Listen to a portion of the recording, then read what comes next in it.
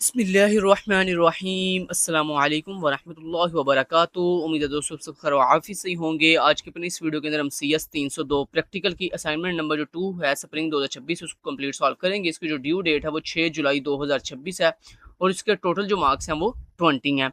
अगर आपने ये असाइनमेंट पेड में करवानी हो तो नीचे डिस्क्रिप्शन के अंदर मेरा नंबर और मेरे टीम मेंबर्स का नंबर दिया गया, हमसे कॉन्टैक्ट करके जो है वो पेड सर्विस हासिल कर सकते हो। याद रहे 6 जुलाई यानी ड्यू डेट वाले दिन फीस डबल होगी।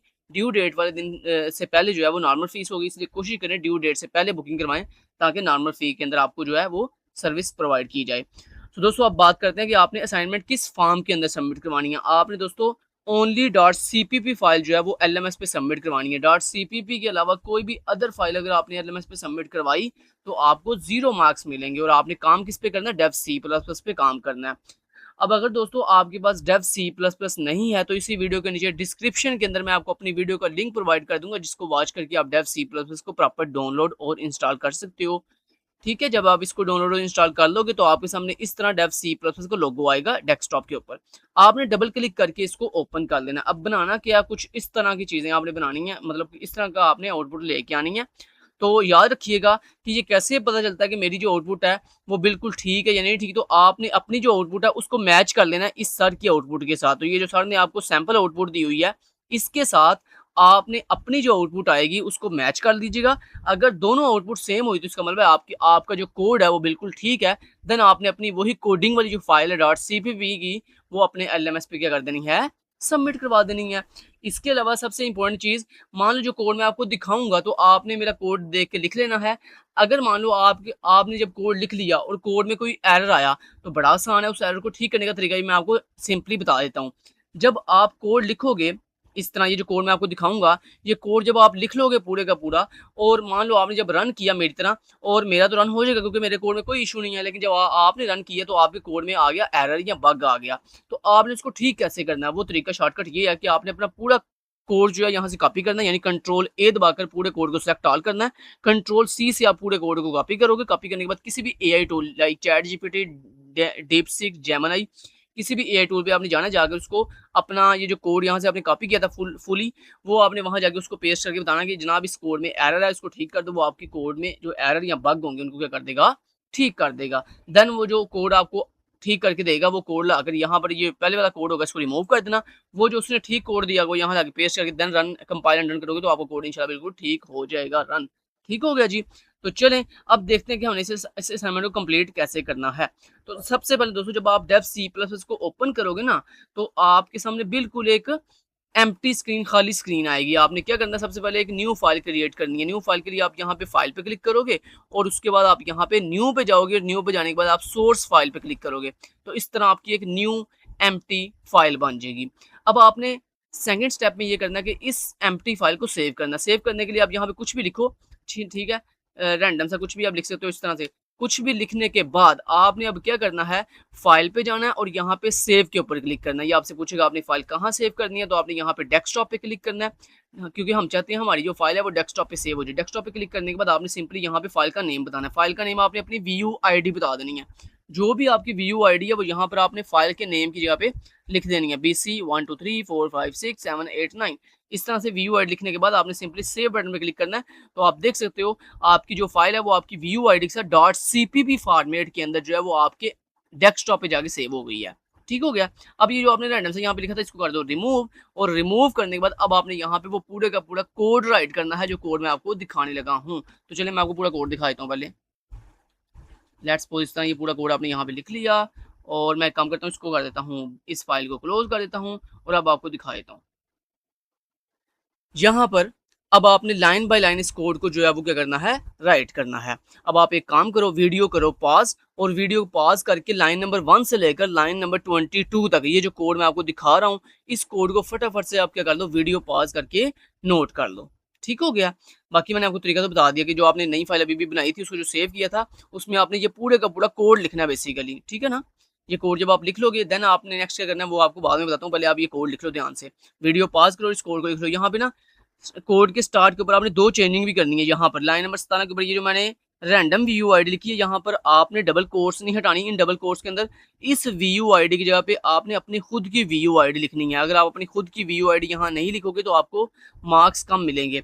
इसी तरह ये जो मैंने लिखा हुआ है ना, यहाँ पे नीचे वाली लाइन के ऊपर, नीचे वाली लाइन में ये जो डबल कोट्स में मैंने नाम लिखा हुआ है KST लर्निंग, इस जगह पर आपने अपना खुद का नाम लिख लेना है। यानी जो भी आपका नाम है वो आपने यहाँ पर KST लर्निंग की जगह पे क्या कर देना है, लिख लेना है। याद रहे ये डबल कोट्स नहीं हटानी है आपने, ये डबल कोट्स लगी रहेंगी। इन डबल कोट्स के अंदर आपने यहाँ पे अपनी आईडी लिखनी है, यहाँ पर आप अपना नेम लिखोगे। तो उम्मीद है आपने लाइन नंबर 22 तक जो कोड है इसको अच्छे से नोट कर दिया होगा। नेक्स्ट कोड दिखाता हूँ आपको। लो जी, नेक्स्ट कोड ये है, लाइन नंबर 24 से लेकर लाइन नंबर 40 तक, यानी लाइन नंबर 40 तक जल्दी जल्दी इस कोड को क्या कर लो, आप नोट कर लो। दोस्तों ये जो मैंने डबल फॉरवर्ड स्लैश के साथ ये ग्रीन कलर के साथ लिखा आपको नजर आ रहा है, ये बेसिकली कमेंट्स हैं जो ये बेसिकली ये बता रहे हैं कि ये क्या चीज़ है। ठीक है, जैसे ऊपर भी कमेंट हुआ था, तो ऊपर आपका डिफॉल्ट कंस्ट्रक्टर था, दिखाऊं, ये देखो, ये जैसे यहाँ लिखा हुआ था डिफॉल्ट कंस्ट्रक्टर, कि ये बेसिकली आपका डिफॉल्ट कंस्ट्रक्टर है, ये आपकी स्टूडेंट रजिस्ट्रेशन क्लास है, ये आपकी हेडर फाइल्स हैं, ये आपकी लाइब्रेरी है। ठीक हो गया। अच्छा जी, नेक्स्ट देखें, ये बेसिकली इसको कहते हैं कमेंट्स, ये जो हम डबल फॉरवर्ड स्लैश से लगाते हैं। अच्छा जी, ओके। तो लाइन नंबर 40 तक उम्मीद है आपने वीडियो पॉज करो और लाइन नंबर 24 से लेकर लाइन नंबर 40 तक इसको फटाफट से क्या कर लो, नोट कर लो। डिट्टो का भी आपने ऐसे ही नोट करना, कोई गलती नहीं करनी, कोई गड़बड़ नहीं करनी। ठीक है, उम्मीद है लाइन नंबर 40 तक आपने कोड नोट कर लिया होगा।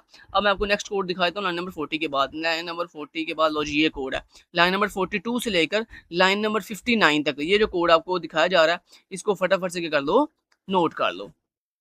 ये बेसिकली आपका चेक एलिजिबिलिटी फंक्शन है जो बेसिकली एलिजिबिलिटी चेक कर रहा है, और ये आपका डिस्प्ले इन्फॉर्मेशन फंक्शन है जो क्या कर रहा है, आपकी सारी की सारी जो इन्फॉर्मेशन है उसको स्क्रीन पे डिस्प्ले करके दे रहा है आपको। ठीक हो गया। उम्मीद है वीडियो पॉज करके आपने लाइन नंबर 59 तक कोड लिख लिया होगा। अब नेक्स्ट लाइन नंबर 59 के बाद दिखाता हूँ कोड कौन सा है। लो जी, line number okay, line number 59 के बाद ओके, ये कोड है लाइन नंबर 61 से लेकर लाइन नंबर 80 तक, यहाँ तक लाइन नंबर 80 तक जो है, इस कोड को फटाफट से क्या कर लो, नोट कर लो। ऊपर जो मैंने आपको चेंजिंग बताई थी ना, अपनी आईडी लिखनी है और अपना नाम लिखना है, वो आपने मस्ट अपडेट कर देना, अपना नाम और अपनी आईडी वहाँ पे लिख लेना। ठीक है, ये ना हो आप, और ये यहाँ पे ना आपने ये नहीं लिखना, ये जो है ना इसको हटा दो आप यहाँ से, इस तरह से। ठीक है, इसको ऐसे कर लो। चलो अब आपने कोड लिखना है, ये जो मेन से पहले इंट लिखा हुआ था इसको आप हटा दो। चलो जी, उम्मीद करता हूँ आपने वीडियो पास करके लाइन नंबर 61 से लेकर लाइन नंबर 80 तक यानी 80 तक जो है कोड लिख लिया होगा। अब नेक्स्ट मैं आपको दिखाता हूँ नेक्स्ट कोड, लाइन नंबर 80 के बाद जो कोड है वो दिखाता हूँ। लो जी, लाइन नंबर 80 के बाद ये कोड है आपका। लो जी, ये कोड है आपका लाइन नंबर 82 से लेकर लाइन नंबर 100 तक। जल्दी जल्दी इस कोड को नोट कर लो, लाइन नंबर 82 से लेकर लाइन नंबर 100 तक ये जो कोड है इसको फटाफट से नोट कर लो। और ये जो आपको लाइन नंबर 92 उम्मीद है थोड़ी सी नज़र नहीं आ रही होगी, वो मैं आपको दिखाता हूँ उसमें क्या लिखा हुआ है। लाइन नंबर 92 पे क्या लिखा हुआ है मैं आपको दिखाता हूँ। पहले आप वीडियो पॉज करके लाइन नंबर 82 से लेकर लाइन नंबर 100 तक जो कोड है इसको नोट कर लो। चलिए अब मैं आपको लाइन नंबर 92 पे क्या लिखा हुआ है, बेसिकली एंड पे कुछ भी नहीं लिखा हुआ, बस ये लो, ये लिखा हुआ है बेसिकली, बैक स्लैश लगी हुई थी, डबल कोट्स थी और आगे लास्ट पे सेमी कॉलन था। ठीक है, ये लाइन नंबर 92 पे लिखा हुआ था। ठीक है, तो ये अभी भी पूरा कोड ही है। ठीक है, देख लिया क्या लिखा हुआ था लाइन नंबर 92 के एंड पे, बैक स्लैश है, ये जो ऊपर बेसिकली लिखा हुआ है सेम यही लिखा हुआ था, line number 92 back slash double quotes बंद और आगे सेमी कॉलन। ठीक है, ये लिखा हुआ था। ठीक है, अब लाइन नंबर 100 तक आपने उम्मीद है कोड लिख लिया होगा। लाइन नंबर 100 के बाद नेक्स्ट कोड ये वाला आपको, बस इतना सा। नेक्स्ट ये 102 से लेकर यहाँ तक 109 तक, 109 तक, ये लास्ट पे बॉडी आपकी क्लोज हो रही है मेन फंक्शन की। ठीक है, तो ये जनाब आपका कोड था। उम्मीद है आपने पूरे का पूरा कोड जो वीडियो पॉज करके नोट कर लिया होगा। अब जनाब इसको करते हैं कंपाइल एंड रन। तो कंपाइल एंड रन कैसे करना है, ये देखो, ये ऊपर कंपाइल एंड रन का बटन है, आप यहाँ पर क्लिक करोगे इसको कंपाइल एंड रन करोगे। तो जैसे दोस्तों आप कंपाइल एंड रन करोगे तो ये सक्सेसफुली देखो कंपाइल एंड रन ये देखो हो चुका है। अगर मान लो ये कंपाइल एंड रन ना हो और यहाँ पे एरर आए, तो फिर आपको मैंने तरीका बताया ना, पूरे कोड को कॉपी करके किसी भी एआई टूल से आप अपनी एरर ठीक करवा के देन वो अपडेटेड कोड यहाँ लाके पेस्ट करके देन उसको कंपाइल एंड रन करोगे तो इंशाल्लाह ठीक काम करेगा। अच्छा, मैं अब आपको आउटपुट दिखाता हूँ। ये देखो, ये जनाब आउटपुट आ गई।